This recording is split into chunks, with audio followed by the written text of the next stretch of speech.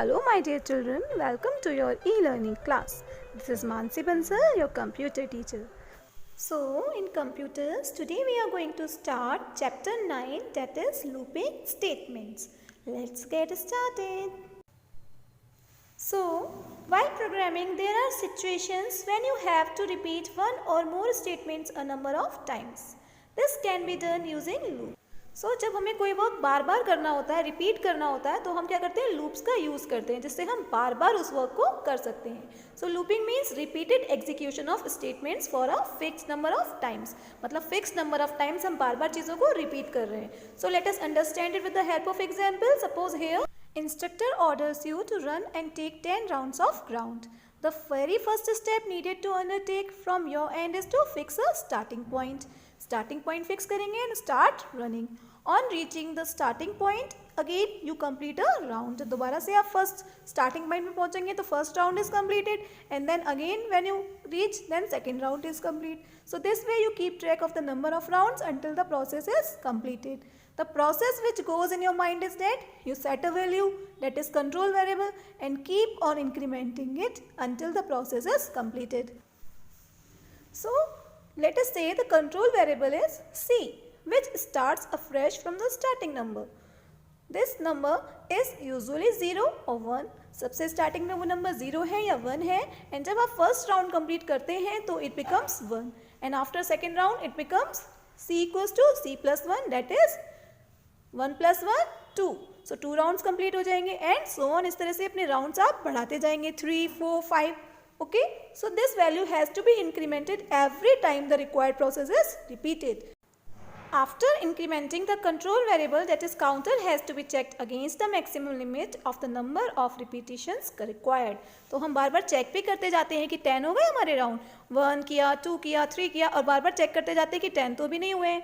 ठीक है, तो इसी तरह से हमें लूप्स में करना होता है.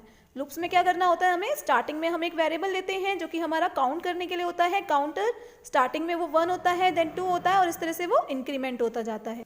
So now let's start with for next loop.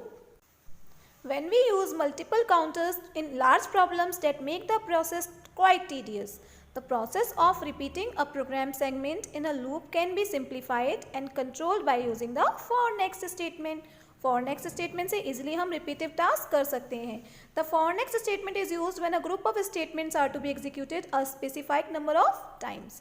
ठीक है, कुछ group of statements हमें कुछ fixed number of times execute करनी है, then we have to use for next loop. Syntax is for and then control variable equals to initial value to final value, and then statements and next control variable. Okay. So this is the syntax of for next loop. Now let us understand this loop with the help of examples.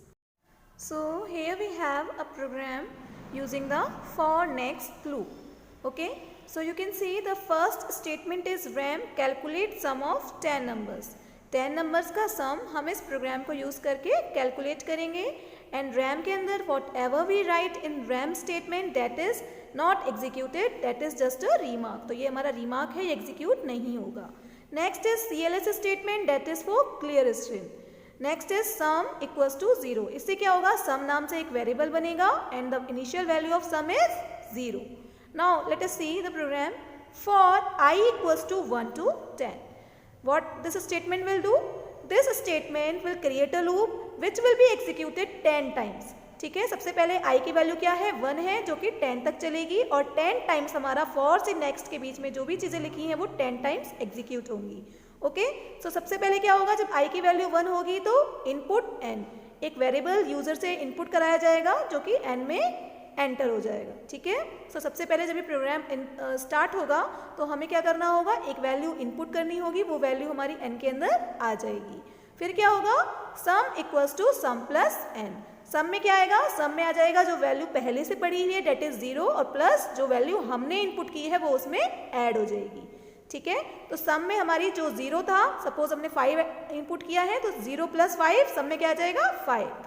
अब जब ये next statement को पढ़ेगा तो ये क्या करेगा, दोबारा से वापस फॉर पे आएगा, आई की वैल्यू 2 करेगा और इसको फिर से एग्जीक्यूट करेगा. इट मीन्स फिर से हमें एक वैल्यू इनपुट करनी होगी और वो वैल्यू सम में ऐड हो जाएगी.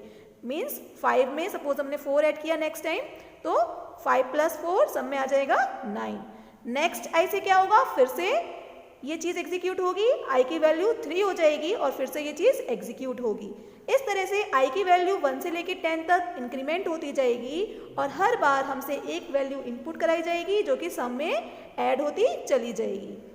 सो जब ये पूरा लूप एग्जीक्यूट हो जाएगा, जब ये पूरा लूप हमारा फिनिश हो जाएगा, तो क्या होगा, हमारे पास सम में क्या आ जाएगा, जितनी भी वैल्यूज हमने इनपुट की होंगी वो सारी सम होके हमारे पास सम में आ जाएंगी। So at the last we will print the sum and program will end. So this way we can create a program which can take the input 10 times from us. हमसे 10 times ये program input लेगा और उसके बाद उन सारी values को sum में add करता चला जाएगा और हमारे पास सारे जो भी हमने values input की थी उन सब का sum आ जाएगा. At the last we can get the sum. Okay children. Now we have another example of for next statement. Here you can see we have a program to print the table of 12 up to 5 times. हमें एक table print करनी है तो हम कैसे करेंगे? So first of all we have used CLS for clear the screen. Next is for a equals to 1 to 5. तो ये क्या होगा, हमारा एक वेरिएबल क्रिएट होगा जो कि 5 टाइम्स चलेगा, 1 से लेके 5 टाइम्स तक हमारा ये लूप एग्जीक्यूट होगा. सबसे पहले a की वैल्यू 1 होगी, उसके बाद नेक्स्ट से जाके 2 होगी, देन 3 होगी और इस तरह से ये 5 टाइम्स हमारा पूरा लूप एग्जीक्यूट होगा.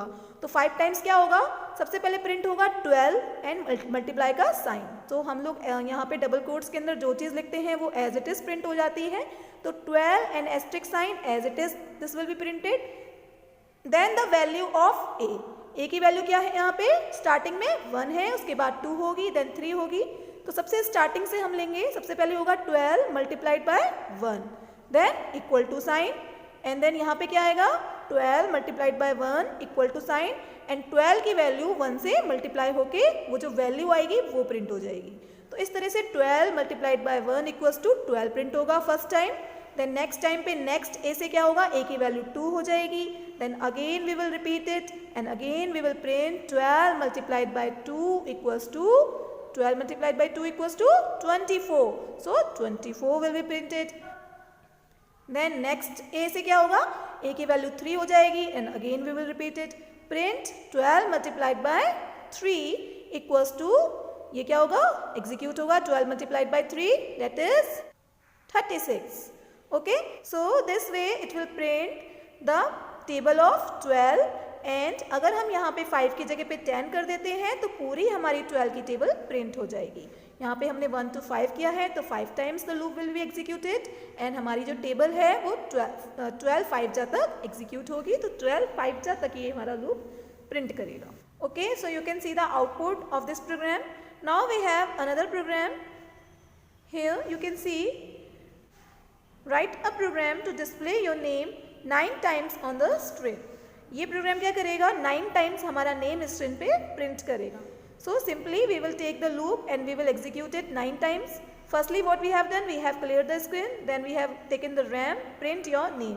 सो रैम स्टेटमेंट के अंदर जो भी लिखा है that is just for remark, this will not be executed. Then input name please. क्या होगा, ये नेम प्लीज हमारी स्क्रीन पे डिस्प्ले होगा. उसके बाद हम जो भी नेम लिखेंगे वो नेम हमारा एंड डॉलर के अंदर स्टोर हो जाएगा. ठीक है, तो इनपुट स्टेटमेंट से क्या होता है, ये मैसेज प्रिंट होगा स्क्रीन पे नेम प्लीज और हम जो भी वैल्यू जो भी नेम यहाँ एंटर करेंगे वो नेम हमारा एंड डॉलर के अंदर स्टोर हो जाएगा. एंड डॉलर एक वेरिएबल है. Okay, now we are executing 9 times this loop. For next loop हम यहाँ पे 9 टाइम्स एग्जीक्यूट कर रहे हैं क्योंकि ये नेम हमें 9 टाइम्स प्रिंट करना है. सो फॉर नेक्स्ट क्या होगा, for x equals to 1, x की वैल्यू शुरू में 1 रहेगी और हमारा जो एंड डॉलर है डेट इज जो भी नेम हमने इनपुट किया होगा वो नेम प्रिंट होगा. ओके, देन नेक्स्ट एक्स से क्या होगा, x की वैल्यू 2 हो जाएगी और फिर से ये प्रिंट होगा. देन नेक्स्ट एक्स, x की वैल्यू 3 हो जाएगी, फिर से ये प्रिंट होगा. इस तरह से ये 9 टाइम्स रिपीट होगा और हमारी जो एंड डॉलर में हमने जो भी नेम इनपुट किया है वो 9 टाइम्स स्क्रीन पे प्रिंट हो जाएगा. Okay, so this is very simple. This loop will be executed 9 times और यहाँ फॉर और नेक्स्ट के बीच में हम जो भी चीज़ लिखेंगे that will be executed 9 times. वो चीज़ 9 टाइम्स एग्जीक्यूट होगी. तो यहाँ हमने प्रिंट एंड डॉलर लिखा है तो एंड डॉलर में जो भी वैल्यू पड़ी हुई है वो 9 टाइम्स स्क्रीन पे प्रिंट होगी. Okay, so you can see the output of this program also. So children, in this video we have learned the for next loop. Thank you.